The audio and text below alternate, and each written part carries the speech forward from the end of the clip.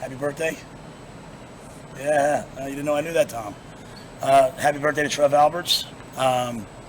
Also, just injury update. I know you guys saw guys that were in. I know you probably saw some guys that were in or not out. I won't get into specifics of injuries right now, but I'll give you any year-long thing. So obviously Brody's out for the year.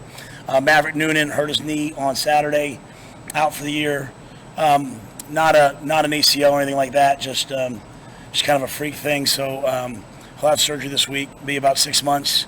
We'll be fine. We'll be as good as new. But obviously our hearts go out to both Brody and Maverick. So everyone else is trending on being ready. If they're out right now. Yeah, Marcus came back and then got banged up again. Had a really scary moment. It was his birthday yesterday. Had a really scary moment, landed weird. But should be just a couple days, they said. So we expect him to be back by the weekend. Xavier Betts, is he out there with you guys right now? No, he's injured right now. Any questions? What does that mean for your receiver depth?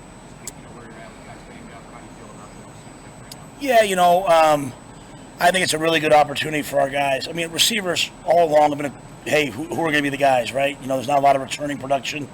When Marcus was healthy, obviously, when he found out he was going to be healthy, it was really a big thing for us. I think there's a lot of opportunities for some other guys to step up and play, right? So everybody says they want to play as a freshman, but it's really hard to do, and especially in today's day and age where you're so distracted, you have to know how to learn. So, we're giving some young guys, Jalen Lloyd, Jaden Doss are getting some opportunities to go out there and play, and we'll see where they're at. They're trending in the right direction.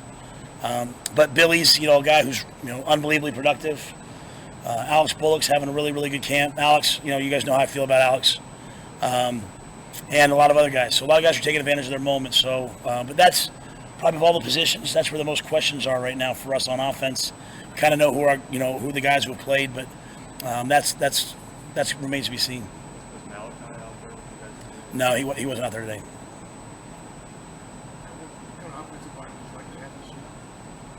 What kind? I mean, I'd like to be a big, physical, offensive line that can do a lot of things, right? At the end of the day, we want to run the ball and stop the run, and we want to protect our quarterback and affect their quarterback. So, we need big, powerful guys up there that are smart and that can handle all the looks. And our defense certainly provides a lot of challenges. I mean, they see a different defense on every play. So, they're training and they're coming along. I think the quarterbacks are playing really well. Jeff has done a really good job. He's understanding situationally what we want from him. Chubba has made huge leaps, in my opinion. I thought he had a great summer. I think he's having a really good camp. I'm really proud of Chubba. We came to him and challenged him in the spring, and he's done nothing but respond.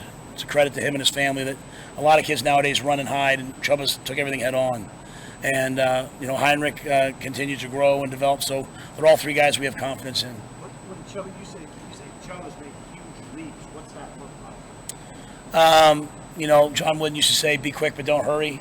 And sometimes when Chubba would play in the spring, he would really quick and fast and jumpy and trying to be perfect. Every play a lot of times quarterbacks, every play they're trying to show how good they are instead of just playing the play. And to me, Chubba's just slowed down. His feet aren't antsy. He's not kind of running around. He's not trying to do too much. He's taking what they give you. And I just like the way he leads his group. They follow him. So he has all the physical tools, but just kind of letting it all settle down and come together. It's not easy, especially when you're not behind the first offensive line. But Chubba's excelled.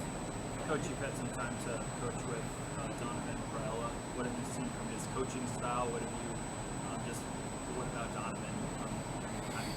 Yeah, Donovan's a lion. He's the standard is the standard for him. He has his players back to the nth degree, but he holds them to it. There's a lot of coaches who I think most of our young people these days are dying from the disease of low expectations. We make excuses for young people. Young people will rise and meet expectations if you hold them to that. And no one on our staff does it better than Donnie. He has these expectations from the way they report to practice to the way they practice. So he's kind of the O-line coach I've been waiting for. I love working with him. You made it clear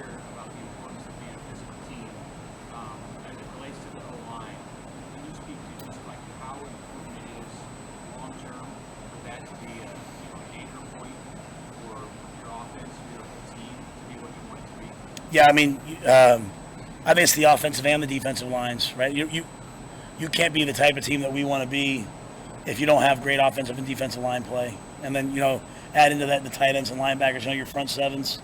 You just never be built on a solid foundation. So what I would like to see is them to continue to improve and play well, gain confidence, and also, kind of begin to take over sort of a little bit of the locker room, a little bit of like the way we do things. When your team follows the O&D lines, you're usually pretty good. Specifically, how do you feel about like a guy like Latovsky and some of those guys that are maybe getting thrown into the role of team right now? What do you feel about their progress? I don't want to single too many guys out. I mean, Henry's a guy that we think can be a starter, so it's always been him battling to start, and I think he has a really bright future. So I like his demeanor. We put him in a lot of tough situations to see how he responds. He always responds the right way. So I think philosophically, Sat, Donnie, and I would love to have 7 offensive linemen that we know can go in and play, and then after that, it's all bonuses, right? Like so. We have some young players that are really good, right? Justin Evans Jenkins is a good player. Gunner is a good player. Sam Sledge, for just getting here, is a really good player. So, you want to have 7 guys you can count on, and then, if they're in that 7, great. But if you can make that 8, 9, 10, then so be it. Things are great. So, but yeah, I'm really, really a big fan of Henry's. I think he's, a guy that's going to have a really bright future. Hey, Coach, back to the quarterbacks. You added Luke Longbow in that postgraduate camp. How valuable a pickup has that been, just now that you have a 4th kind of quality guy to run scouts and do things for you in camp? Yeah, we finished practice today, and we went for about 20 minutes. I think it was like 22 plays with with that 3rd group, and let him take all the reps. And so he's smart, he's athletic. We just want to accumulate as many good players as possible and develop as many good players as possible. So whatever his role is, it'll be. But he's an athletic kid who likes football. Practices hard, plays hard. So it makes our team better. Did you know about him before that camp, or did you find out about him just because it came? Some of the assistant coaches knew about him. How exactly it happened, though, I can't say that. Our personnel staff does such a good job. So when he got there, they all knew who he was, and we were excited that he decided to come join us. You talked about how competitive it could be to get on special teams this year. Do you like how top line guys are guys that were starters, how much they want to get part of that? Yeah, good teams, their starters play special teams.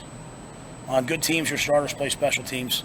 But at the same time, you have core guys that play on all 4, and that's their life, right? And so it's not like a consolation prize. It's big, right? You're representing the Huskers, So I think our attention to detail on special teams, I think the amount of reps we get, I think the way Ed, just to have a special teams coach, that's all he does, that signifies for us our commitment to it. But I expect all of our players to contribute on special teams in some way. But I'm always looking for those guys like, hey, they're going to come in here, scholarship or walk on, that doesn't matter to me. They're going to be a key member of those teams. And for the type of team we're going to be, like, we're going to have to win the turnover margin, right? We're going to have to win the penalty battle. We're going to have to win the special teams. We're going to have to do everything right, to have a chance to win games. And so I want guys, when they play special teams, to know, hey, I'm affecting winning. Like how I play affects whether we win or lose. I think we're making that progress. And there's some guys that have played a lot, and there should be a lot of competition right now. Like, you guys can kind of tell, like, I don't want to talk too much about the guys not practicing because there's a lot of guys who are practicing. And I love the guys who aren't, there's guys out there like busting their tails right now. And so they're the guys who are going to play on special teams, right? Like, they might not be a starter, but I'm watching some of these young kids, this Eric Fields kid, and I'm like, man, how is he not on 4 special teams for us? If he isn't, it's because some of those older players, they're fighting for it. Ashton Houseman, I'm like, how is he not on? So we have a lot of guys that I think could be elite special teams demons for us. I think Phelan is just here. Those kind of guys, they're invaluable. You'll practice at night and the afternoon later this week. What was the thought on having like an evening news or something that you guys wanted to do in the evening? Is it really hard to hear in here today, or is it just me? And I don't think it's even worse. It's just switch up. So I'm like yelling in it, so don't make fun of me. My thought process with 3 days in a row, like when I move it to the night, I get like 8 more hours of recovery, right? So even in season, you'll see we go Tuesday morning and then we go Wednesday evening. So that extra 8 to 10 hours of recovery might be the difference between a tweak and no tweak. So we do that for recovery. But also, I like to change the schedule. Like we're taking the guys to the women have their first soccer match today. So we're taking them into the soccer game tonight, right? I want them to like wake up every day and not know exactly during training camp what the schedule is. Like we like being comfortable, we like rigid schedules, but the game's not rigid. So I like to change things up on them. So tomorrow they're like, what do we have? Oh, we have offense, left, defense, meet, and then, they just have to learn to adjust, right? So, but I also think we need to get under the lights. We need to catch balls in the lights. So it's being under lights. It's a little more recovery, and it's just something to change up we're kind of in that week right now where everyone's like, when's camp over? So just something to kind of change it a little bit. The entire team goes to the soccer match?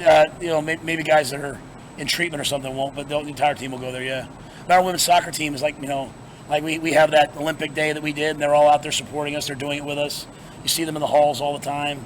So, I was walking one day and I asked them when their first game was because they're in preseason too, right? And so they told me it was tonight. So I thought my daughters would be here. I was excited to take them. They're not here yet, so we're going to take the team. And, like we had Coach Cook come talk to the team, right? Like we just want to be around winning, and we want to go watch the girls win tonight. So hopefully they play a great game. You watched episode 1 of that show last night, and how much goes into putting that together? And was that your idea? Somebody else bring the idea to you to do a show like that? Yeah, CJ Campbell kind of heads up that area for us. Jordan Litton put that episode together. I think a couple different guys are doing it. Jay Litt, when I first got here, we didn't really have a creative staff in football. Jay Litt's a student here in Nebraska. He's unbelievable. Like, I've never been around somebody like that. I trust him implicitly. Like, if you guys know me, I'm like, hey, I want to know what the show's about. I want to know this. Jay Litt, I said, do your thing, bro. Like, he knows what we're trying to get done. Mike Wallace kind of is like so Mike Wallace and CJ and Jay Litt, they came up with the idea. They executed it. They ran with it. And I thought it was great. I thought it was fun. And, this next episode, I'm sure they'll even have more behind-the-scenes stuff. So we have to, balance making sure the kids feel comfortable, our men feel comfortable, like, hey, we're not giving away, making them look bad. But there's a lot of good things happening. I want our fans to be a part of it. So I thought the show was cool. Being in the second week of camp, how do you keep the energy up, sustain that, through this next week? Yeah, I showed the team the calendar last night, like 8:31. We play 8:31. There's 15 practices. Today was one of 15 practices. Before, like 15. That's it. So, it's been a long time since Nebraska started off 2-0, 3-0, 4-0 on a hot, So you got to do things that are uncomfortable to just get something you haven't gotten before. And I'm not saying we're starting off hot. I'm not saying anything other than just if you want those things, you have to do things you haven't done. So we're getting to the point, though, where we have some guys that regulate the temperature of the team. I've got Isaac Gifford now, okay, locked in. I've got Ty Robinson, When I say as the head coach, I don't have to do it anymore because they're doing it. I've got Tommy Hill. I've got Newsom. So we have a bunch of guys that are kind of like, we go to team compete to start practice. They want to compete. On offense, I got Jeff Sims. So the players are taking it and running with it. I just need, what I need right now is the ones are here, the twos are here, and the threes are here, and I need these guys to catch up. And I understand that for some of these guys, it's the hardest thing they've ever done. But, if you want to be a one someday, you got to do it. When do they do the single digit learning? We do it like a series of several. So the first one will probably end up being today. We'll probably do it today, depending on if we have time with the soccer. It might end up being tomorrow, but and we'll try to do it in 2 and 3 person segments. So see what happens. Roll them out separately, or will you wait? No, we'll roll them out when they come. Yeah, like if we vote tonight and they announce to, then I'll announce it to the team, and then we'll let everybody know. Anything else? All right, guys. Thank you.